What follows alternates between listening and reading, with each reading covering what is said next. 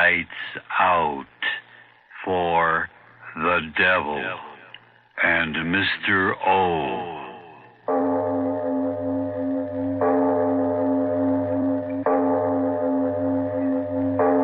It is later than you think.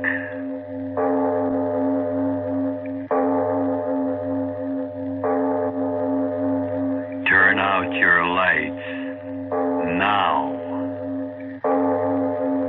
We bring you stories of the supernatural and the supernormal, dramatizing the fantasies and the mysteries of the unknown.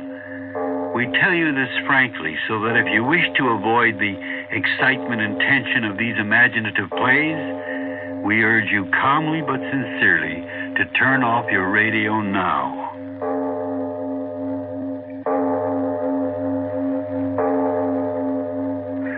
This is Mr. O, Arch Obler. I've got a favor to ask of you. Listen to the story that I'm about to tell you historically. I mean that, historically. Now, this play was written when I was very young. I don't mean that I'm exactly history, but I do mean that this tale about a visitor from outer space was written long before motion pictures and television scoured the skies. It began one night many years ago when I stood on my California ranch and looked up at the great dome of the sky, and suddenly a shooting star burned in that night sky. Larger and larger and larger, but that's the story of the hungry one that begins after a word from your station. Can you use $10,000 in cash? Well, New Jersey homeowners can borrow up to $10,000 or even more. How? Your home is sure to be worth more today than when you first bought it. The present resale value of your home, less the amount you owe on your mortgage, is your equity, and that equity gives you power. Power to borrow up to $10,000 or more through Provident Investment Corporation. You can use the money for a business investment, consolidation of debts, home improvements, purchase of an automobile, new furniture, college expenses, or even a wonderful vacation trip. And payments can be stretched out over many, many years, small enough to fit your budget. So if you're a New Jersey homeowner, call 488-3030 anytime, day or night. That's 488-3030. All information by phone, just one visit to our offices to pick up your check. So call 488-3030. That's 488-3030. And now, if you haven't already done so, turn off your lights now and listen to The Hungry One.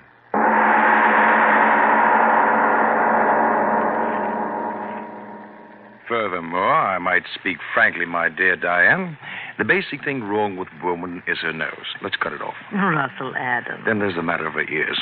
Look at them. Well? They're too obvious. Cut them off, too. No nose, no ears. Oh, a fine art critic you turned out to be. Oh, is this thing odd? Russ Adams, I hate you. I think it's the best piece of sculpture I've ever done. Egomaniac. Oh, will you go away? Not until I tell my wife how much I adore her. How about stopping the artistic endeavors for the night and romancing with the old man? Any night. Come on. Out on the veranda. There's a moon. Spoken as Professor Russell J. Adams, instructor of astronomy at our beloved university. I don't know a single scientific fact about this moon. It's a special satellite built entirely for romance. Then it's a date. After you, fair Diane? Why do you laugh? Just thinking it's a good thing we haven't any neighbors, or they'd think we were honeymooning. 10 years and 2 more weeks. Sweet. Why? For remembering. Why the sigh? It's such a lovely night. Yes. You're very lovely with the moonlight in your hair. Darling. 335 days out of the year, moonlight to me is just a reflected light of the sun. A light interesting only that it may be analyzed spectroscopically. But these 30 days of our vacation, Diane, oh, what a magical change. It's a soft lover's moon hanging in the heavens only to brighten your loveliness. Spoken like a true professor. Oh, Russell, What's the matter? I saw the brightest shooting star. Is that all? The way you gasp, I thought you saw the angel of death himself galloping over those meadows. There's another one. Look, Russell. My dear, for 11 months out of the year, the heavens have my full and undivided attention. Oh, but during this blessed month, let the heavens fall. I can't be bothered. I never saw such bright shooting stars. Yes, and another thing, my dear. As the wife of an accredited professor of astronomy, I think it no more than fitting that you give the phenomena that you observed its proper name, namely the fall of a meteor. There's another one. And another. Oh, Russ, how bright and beautiful. They travel at such a tremendous rate, the friction of our atmosphere burns them into a fiery vapor. There's more of them. Look, one after the other. I've never seen so many shooting stars. I mean so many meteors in all my life. Oh, so that's why you wanted me out here. You knew about this meteor shower, didn't you? It's one of heaven's free spectacles in this constellation. Every 3 years, and this happens to be the 3rd year. How frightening. Why frightening? Those great masses of stone and iron coming from who knows where in interstellar space, traveling millions and millions of miles and then going up in such glorious flame just as they reach the end of their journey. Not all goes to flame. Hundreds of them strike the earth each year. Oh, Russell, there's no danger. Oh, no. The probabilities of being struck on the head by that cosmic rubbish is about 1,000 times more remote than winning a sweepstake without buying a ticket. Oh, look. That one. The brightest of all. Wait, Diane. What's that? I don't know. Something from Look the up. sky. It's shooting star. Look out, Diane!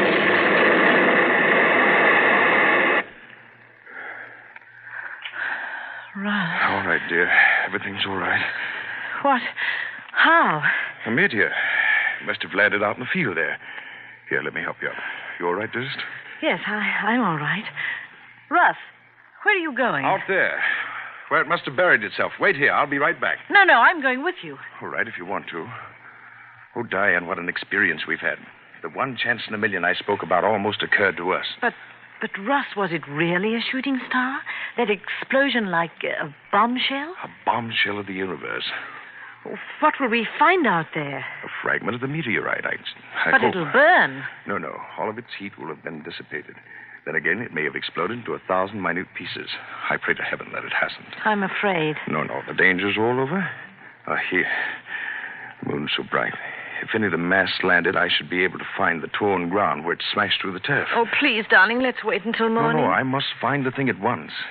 The moon gives plenty of light. From the brightness of the flash, I'm positive that the meteor landed someplace right in here. I'll tell you. Look. What? The turf, all torn up.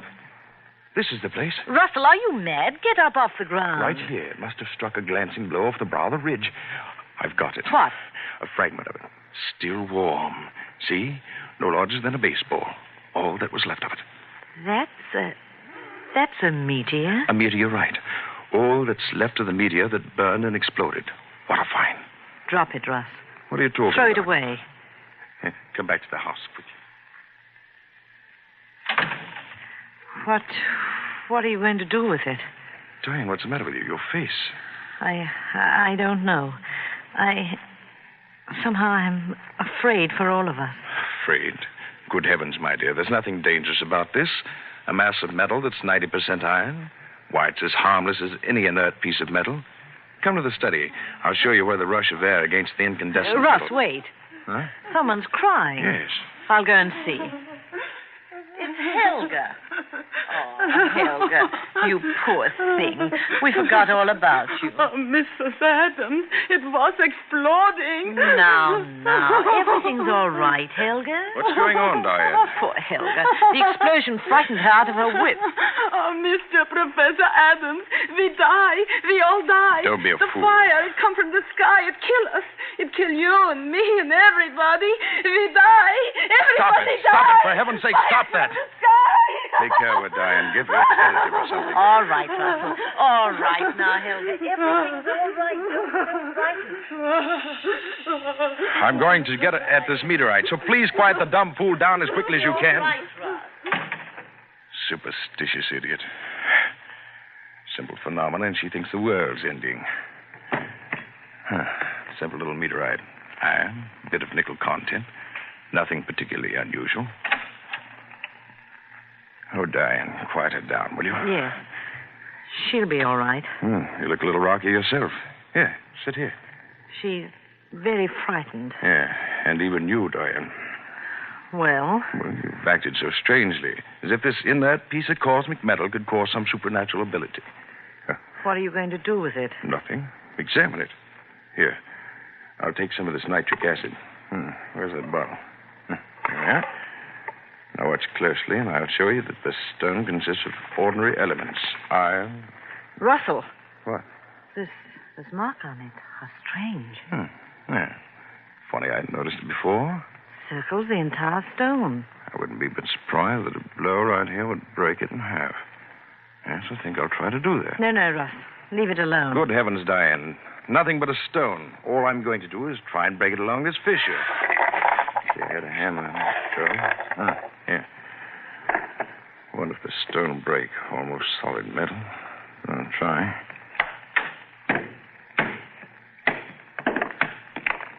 By George, it did. Clean in half. What?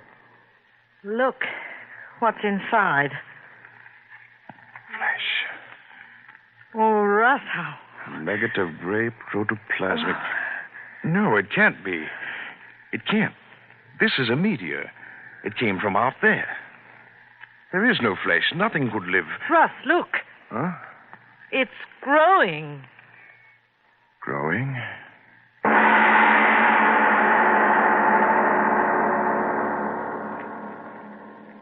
We leave our The Devil and Mr. O story of The Hungry One for a short message. When you've got a family to feed, you know there are ways to cut high food costs, and we'd like to tell you an economical, tasty way to serve top-quality meat dishes. Today's answer is high-protein ham, H-A-M, ham Crackus, and Atalanta imported Polish ham. When you buy Crackus or Atalanta Polish ham, there's no waste, no grizzle, no bone to throw away, and no water added. It's all lean, flavorful ham, down to the very last tasty bit. And you can even use the small amount of jellied broth to make soups more nourishing or to create delicious gravies. And ham is also perfect for breakfast, school lunches, and snacks and parties. It's the easiest food you can prepare because Polish ham is fully cooked when you buy it. So, if you wish, just zip open the can, slice, serve, and enjoy from end to end. Get exactly the right size for your needs. There are 2, 3, 5, or 7-pound cans, as well as larger sizes. And you can buy Polish ham sliced at deli departments anywhere. Remember that Polish ham always goes further to please your entire family and your budget. And now back to our The Devil and Mr. O story of The Hungry One.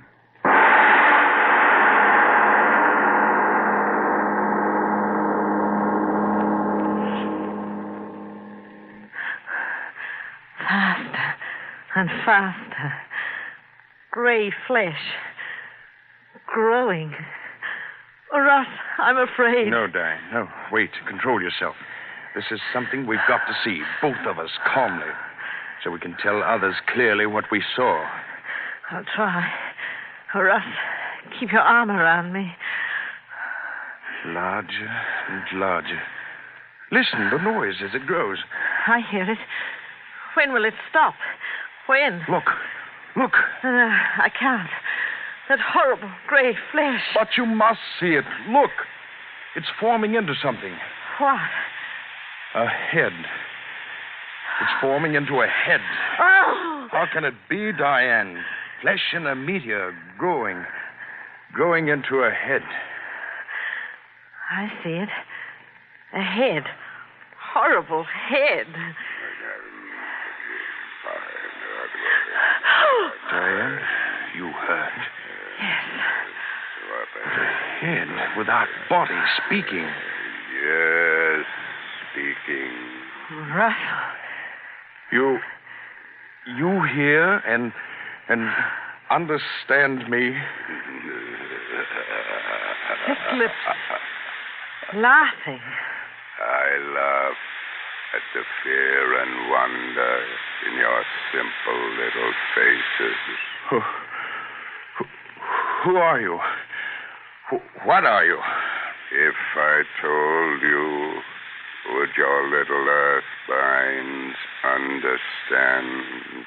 Earth? Russ, what does it mean? What? Yes, tell us. Whatever you are. Tell us what you are. What you on earth will soon have for masters. Oh, Russ. No, wait, Diane. I must know. You thing... what can I call you? Tell me what you mean, you... masters. Surely you simple little men do not think that in you creation has reached the ultimate. No. Gray flesh, talking. I'm getting out. You will stay. Russ, I can't move. Nor I. You cannot move. Who are you? Tell us, who are you? You saw how I came. A tiny bit of protoplasm in that meteorite? So I willed myself to be, to reach your earth. You came here in that? Through space? Through space beyond your furthest conception. Earth thing. Many of my people have tried. I am the first to succeed. Then meteors are the means we have used to try and reach this haven of plenty. I am the first. Now there will be others. You're from another planet? An old world, old beyond your understanding, a world grown cold in its age, empty with passing years. We must escape to a young, fertile world. This world. But you're only heads without bodies. Oh, Russ, I'm so afraid. No, please. I must hear him speak. This that is happening to us is a miracle of all times. Tell me, you there, are you only heads in that world you speak of? Heads. You see what I will you to see. But what are you? A mind and a will beyond your feeble understanding, as far above you as you are above the apes that still must crawl in your jungle. But how can it be that you speak as I speak and understand what I say? Your prattling wearies me. But I tell you this, all that you say, I know. The most profound thought any of you earth things have ever thought is to me as the babbling of children. But now I am hungry. You understand that, little thing. Hungry? Hungry?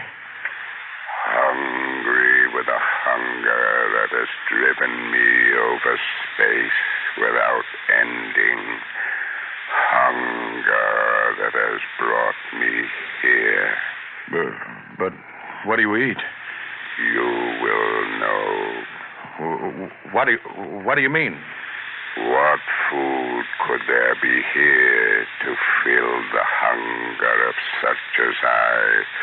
Hunger that would make me entomb myself in metal, flung into space in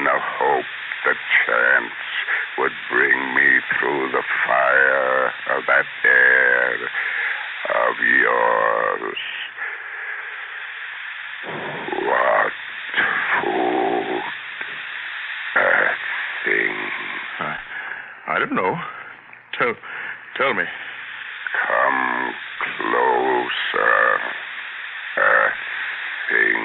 Oh, no. And why, oh no, Earth thing. You don't... Human? Human. You think you crawling worms are human to us. But if you're man... But we are not men.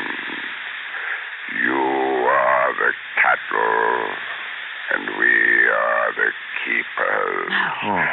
You raise the cattle for life, and we for centuries have raised such as you on our world for life.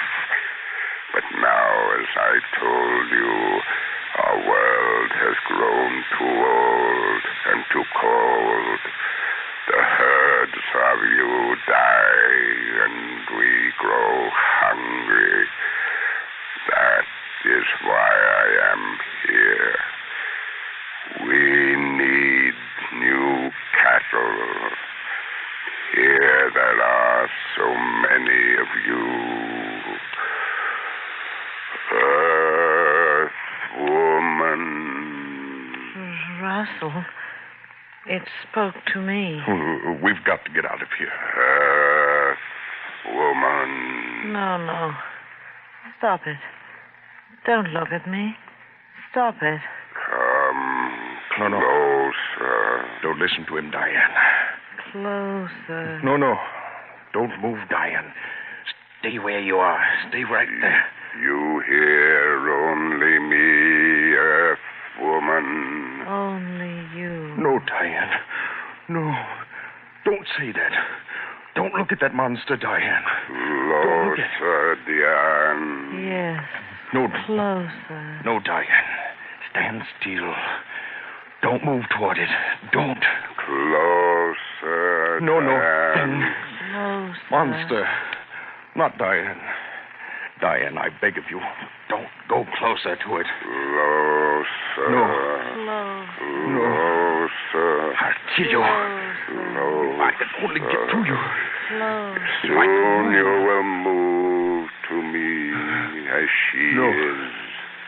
Closer. Diane, Closer. if I could move. Closer. Diane, Closer. I've got to find the way. Closer. The strength to stop him. Diane, you're almost... I've got to. Closer. That bottle. Nitric acid. The bottle.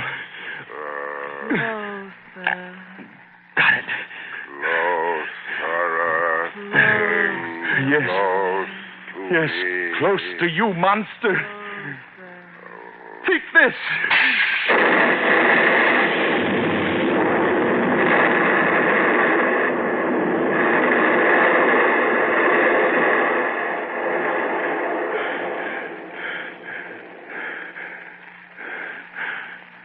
A pool of flesh.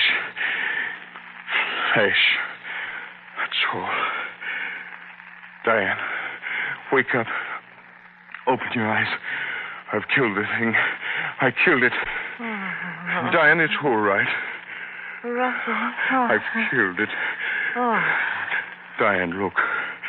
Outside it's still dark. Yes, the sky's still streaked with the rush of meteorites. And that thing said more of the monsters of his breed are trying to reach this earth to feel that devil's hunger in them. Another meteorite is just there. And in it, perhaps... Oh, Diane. Diane. Is that truly to be in for mankind?